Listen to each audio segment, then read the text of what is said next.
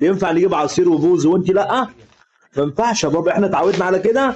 انا ما ينفعش ما اعملش حسابك انا وبابا، بس احنا ده حوار عاملينه تمام عشان نعرف حبايبنا ان ده حوار، وعاملين حوار في مين؟ في فريده، ان احنا مش هنجيب لفريده. فطبعا ادي يا جماعه حاجه فريده تمام، والله يا ايه حاجه كده بسيطه، وقلنا نضحك مع بعض. الكيس ايه يا عم احمد؟ ما تشغلوش بالكيس.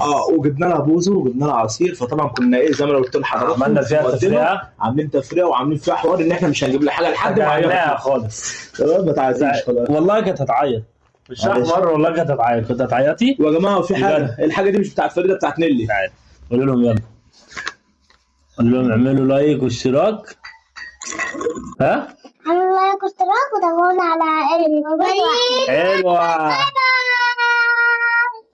على فكرة احنا كنا بنهزر مع فريدة.